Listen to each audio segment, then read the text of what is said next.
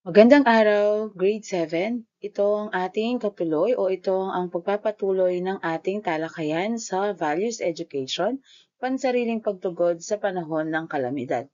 Kahapon atin nang napag-usapan ang iba't ibang uri ng kalamidad at ngayon naman, ano nga ba ang ating pansariling pantugon? Iyon ang ating aalamin sa araw na ito.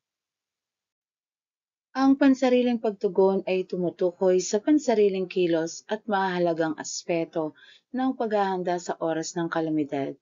Sa panahon ng mga kalamidad tulad ng bagyo, lindol, pagputok ng bulkan o iba pa, ang kakayahan na magpatupad ng tamang hakbang at pamamaraan sa bawat yugto ng kalamidad ay naglalarawan ng kahandaan at kakayahan na harapin at malagpasan ang mga hamon dulot nito.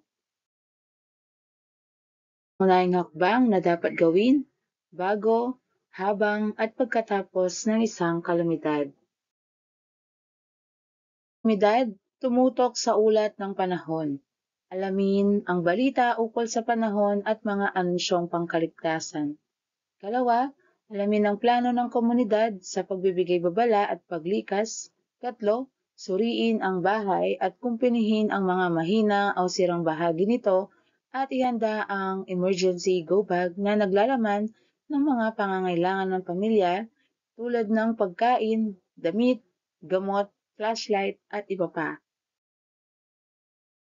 Ilikas kaagad ang ating mga alagang hayop sa ligtas na lugar at ika-anim kapag tayo ay nabisuhan ng kinauukulan, mabilis na lumikas sa itinakdang evacuation center.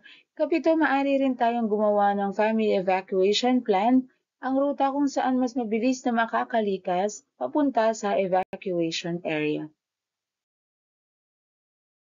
Rin natin gawin habang nananatili o habang nasa gitna tayo ng kalamidad. So, manatiling alerto. Una, manatiling mahinahon. Dalawa, manatili sa loob ng bahay o evacuation center. Ikatlo, makinig sa pinakabagong balita at taya o kalagayan ng panahon.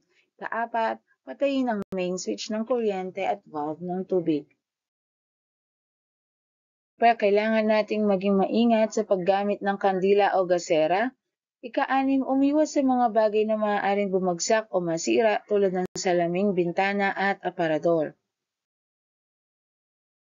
Gawin pagkatapos ng kalamidad. Maging alerto at mag-ingat.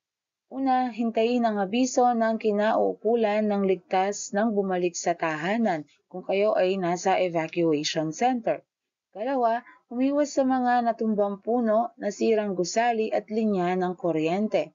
Ikatlo, huwag gumala upang hindi maabala ang emergency services.